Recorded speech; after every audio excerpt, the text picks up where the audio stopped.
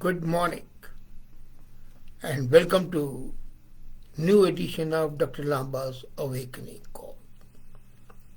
Recently we have noticed in the last 1 week there have been two murders in the holy places, and one of them being supposedly the Mecca of the Sikhs or the Vatican of the Sikhs, Golden Temple.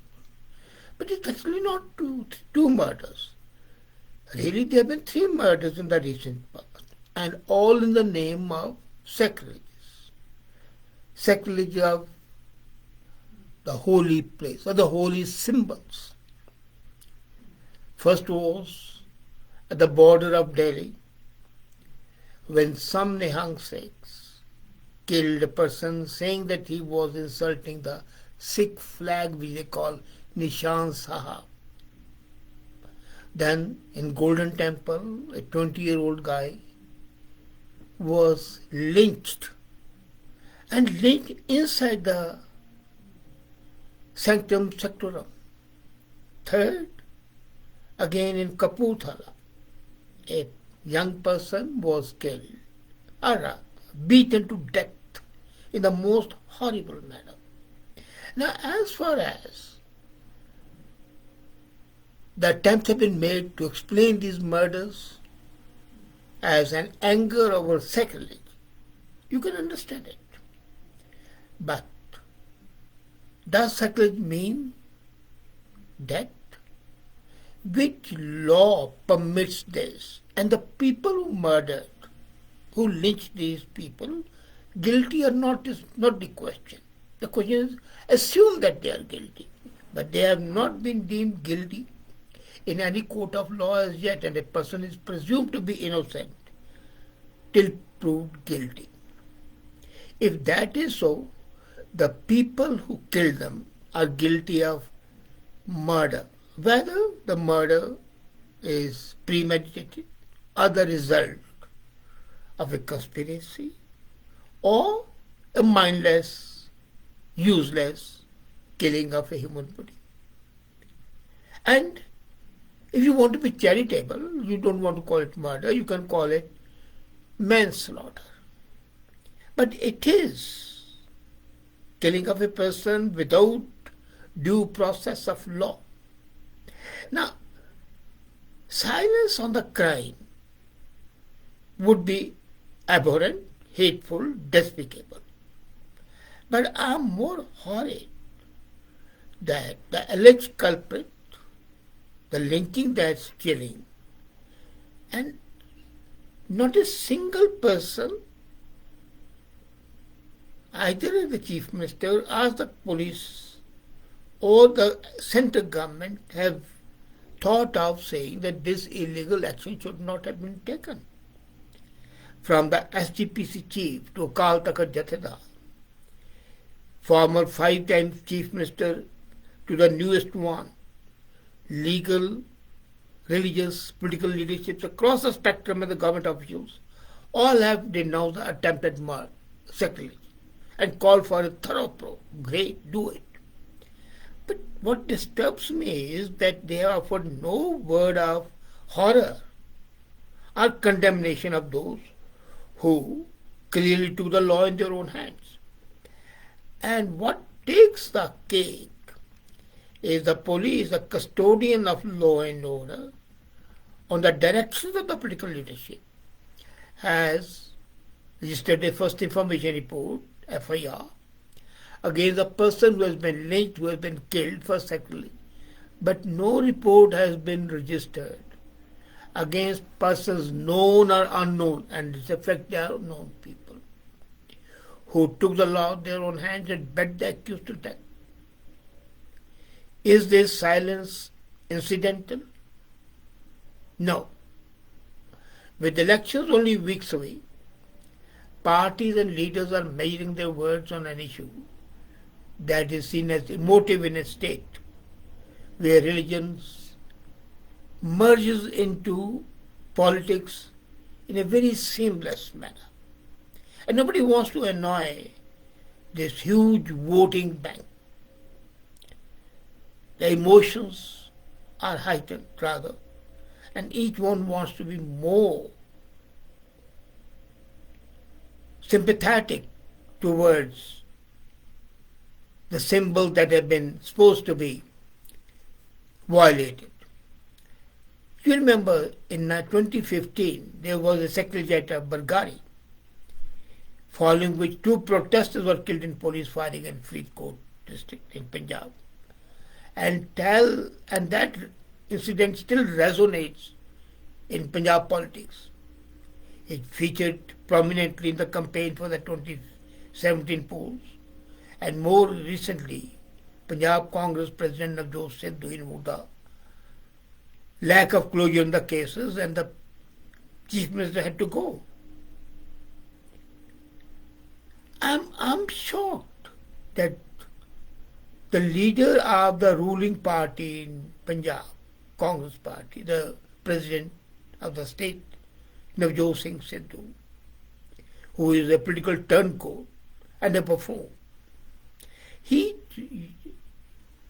a few hours back, made a statement that the people who indulge in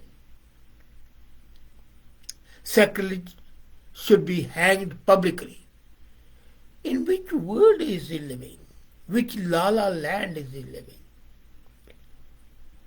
Can you hang a person without the due process of law?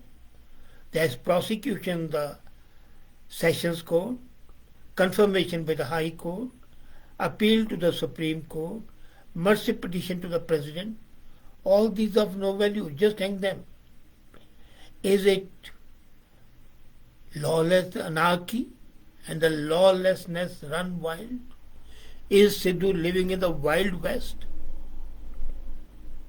And then, at this I would have expected some national leaders to have come up and said, Sidhu, you are talking through your turban. It's stupid. You cannot talk this way. His leaders, like Sonia and Rajiv, should have said, I pulled him up. But no, nobody says a word. Punjab Chief Minister goes over there, the DGP goes over there, the cases are registered against a person who has been killed in a horrific manner. And not a word of sympathy to the family of the persons who have been killed. Rather, the cases are registered against them. And if this cone of silence is not broken, is not breached, it could take a heavy toll. These killings show that the government has failed to perform its job. And what happens in this? This heightens the possibility of the mob being emboldened because they know it's a climate of impunity to mete out instant justice, vigilant injustice to somebody. And that should worry everyone in the government or in a system governed by the rule of law. And I'm amazed even the Supreme Court, which takes suo motu action at the drop of a hat on absolutely idiotic matters, has kept quiet. Why could Supreme Court, which had ordered, suo motu ordered UP government to constitute a special SIT under a High Court judge to investigate, not do the same here? The government and the political leadership have to call the lynching by its name and make attempts to lower the temperature on the issue. Because they are afraid of losing some votes. Are the political players not abdicating their responsibility to temper and mediate? And if they let the strategic silence speak louder than the words, then the sacrilege issue could end up consuming all other issues. They are forgetting that. And now the talk is going on that this could be a result of conspiracy. The question is, who are the conspirators? There can be two conspirators. Either it's Pakistan and the Khalistanis who want to rake up the issue, create a communal divide, create riots, because the BJP government has been saying all the time, with the beat of the drum, that since Modi came into power, there have been no communal trial riots in India at all, for the first time in the history. For the 7 years, there have been no communal riots. So why not create riots now? Secondly, create a problem in Punjab, which is a border state, so that Pakistan can fish in troubled waters. And state can go back to the era of 1982-84. The other conspiracy can be by some Khalistanis, as I said, or as a BJP. BJP is conspiring to ensure that the Sikhs, enlightened Sikhs, say, well, this what's happening is bad, and either they condemn the government, which needs to be condemned, of course, but not for the sacrilege, but for keeping mum. I remember it was 1982. DIG Police Punjab, Atwal, was murdered on the gate of Golden Temple. And I told the Prime Minister at that time, Madam, let's take action now, before it goes on further. But the then Home Minister, Zail Singh, because we had personal score to settle with the then Chief Minister, Darbara Singh, he said, no, that will create a bigger problem and we will not be able to control it. It will infuriate and the Sikhs increase the political temper and cause. And all the nonsense he could talk. The result, the situation deteriorated and government had to take military action in 1984, resulting ultimately in the murder of Chief of Army Staff General Vaidya and the Prime Minister, Indira Gandhi. Should the government, looking at the situation, not dismiss, irrespective of what the others may say, Punjab government for having failed to control and for basically encouraging lawless activities? But as a matter of fact, the Chief Minister should be prosecuted for conniving with the lynchers. Why should the police not register a case against the Chief Minister as one of the promoters of this murderous attack on the guy? Whether he was indulging in sacrilege or not, I'm not concerned. That's the second question. You simply cannot say a person has committed a theft and then shoot him. You can shoot a person in self-defense provided there is a real danger to you. But there was no real danger to you. It was a huge mob. It was one man. They had caught him. Instead of beating him, they could have handed him over to police and let the law take its course. But no. And then the beauty is that this place is called to be peaceful, which it is. It is called to be calming, which it is. And these lynchers, these murders, destroyed the peace and the beauty and the religiosity and the spiritual aura that permeates that place in the twinkle of an eye.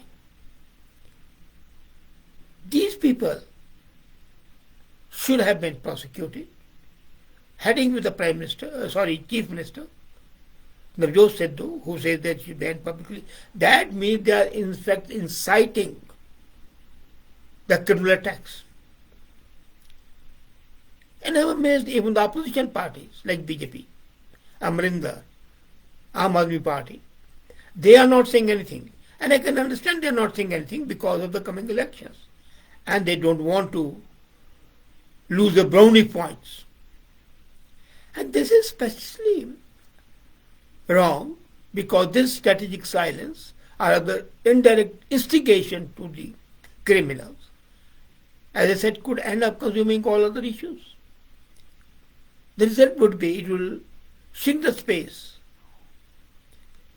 if not putting an end to the conversation that's going on in Punjab. And that Punjab needs. Punjab has so many gathering crises, from the problem in agriculture, beyond the 3 repealed farm loss to the unchecked decline of industry,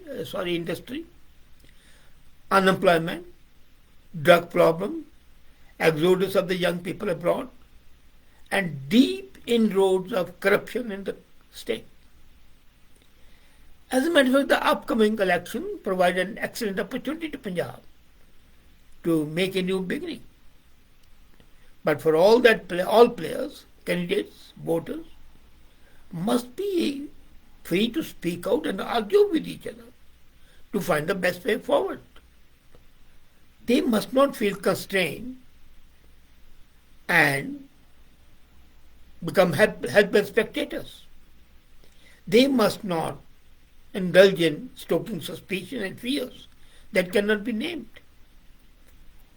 At times when even outside Punjab mob violence and vigilantalism has often been challenged by the journalists and the political leaders, here they are keeping quiet, and that's what worries me. As a matter of fact, the rule of law has to be there, the due process of law has to be observed, and the Sikh community has on many occasions set an example of his forthrightness, of his honesty, of his integrity and generosity. They must stand up against the second crime committed in Amritsar, Kapurthala, with the same unambiguousness with which everyone has condemned the first. Unfortunately, they are not doing that. And that makes these murders most foul. Would, I repeat, would the police dare register the cases of attempted murder, incitement to murder and conspiracy to murder against Navjot, Sidhu, Chani and other political leaders who have incited indirectly? Would Modi have the guts to dismiss the government, proclaim President law, institute an inquiry under the Supreme Court judge retired, of course, or a High Court judge, form a SIT? Would Supreme Court intervene and take suo motu action? These are million questions. Some of them of million questions that raise. But the most important question is, this talk of conspiracy is always made when you do not have any definite effect. So should not, in fact, people at large, the intelligentsia, the newsmakers, the jurists, take a stand today that the due process of law must be observed, that the majesty of the law cannot be allowed to be vitiated. Otherwise, the future of human rights, the future of fundamental right to life, the future of your right to have justice, which is often compromised, but it compromised beyond redemption. Do we want that? I leave it to you, the people and the citizens of the country. I leave it to the political leadership, and I leave it to the judiciary. Would they wake up to their responsibilities or not? That's a $1,000,000 question that faces the leadership and the polity of the country today.